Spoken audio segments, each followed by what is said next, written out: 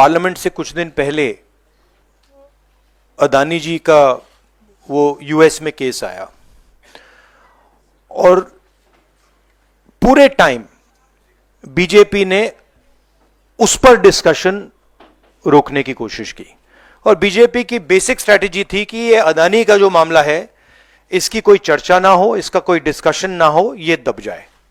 और शुरुआत में इन्होंने ये फुल टाइम इनका काम था, कभी कुछ डिस्ट्रैक्शन करते हैं, कभी कुछ डिस्ट्रैक्शन करते हैं।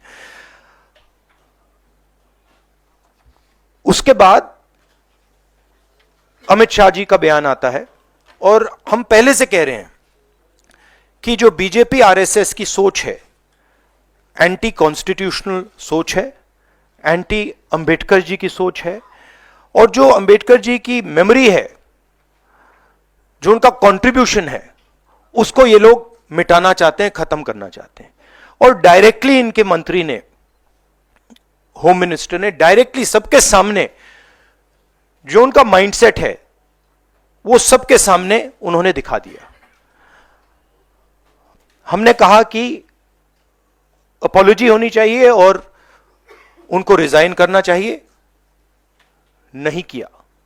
और आज फिर से इन्होंने एक नया डिस्ट्रैक्शन शुरू किया है। हम अंबेडकर जी की स्टैचू से सारे एमपी शांति से पार्लियामेंट हाउस जा रहे थे। पार्लियामेंट हाउस के सीढ़ियों पे बीजेपी के एमपी लकड़ियां लिए हमारे सामने खड़े होते हैं, हमें अंदर नहीं जाने देते हैं। उदंड और गुंडागर्दी से भरा व्यवहार जिसकी सभ्य समाज कल्पना नहीं कर सकता। मित्रों, सांसद या किसी दल के सांसदों को यह अधिकार है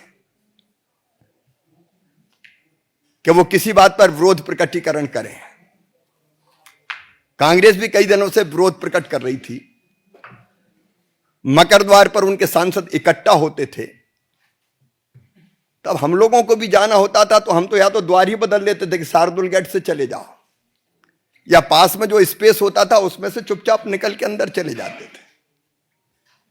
आज जब भारतीय जनता पार्टी के सांसद मकर द्वार पर विरोध का प्रकटीकरण कर रहे थे,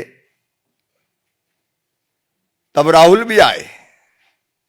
सुरक्षा कर्मियों ने उनको कहा कि साइड में जो स्पेस है आप जाने के लिए उसका उपयोग करें। लेकिन जानबूझकर, सोच समझकर राहुल गांधी हमारे सांसदों के बीच में पहुंच गए। और न केवल बीच में पहुंचे, उन्होंने ऐसा व्यवहार किया, कोई कल्पना कर सकता है? धक्का मुक्की, गुंडागर्दी। अब हमारे बुजुर्ग सांसद, गरीब सांसद, शिष्ट और शालीन सांसद प्रताप सारंगी जी गिर गए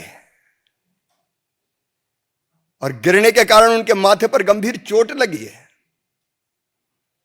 वो पहले आईसीयू में भर्ती रहे, उनका इलाज अभी जारी है। मुकेश राजपूत जब मैं देखने गया, होश में नहीं थे, उनकी एमआरआई की जा रही है। क्या संसद में ये दृश्य उपस्थित होंगे? क्या तर्कों का सहारा लेने के बजाय शारीरिक ताकत का प्रयोग किया जाएगा? और कहते हुए भी मुझे शर्म आती है।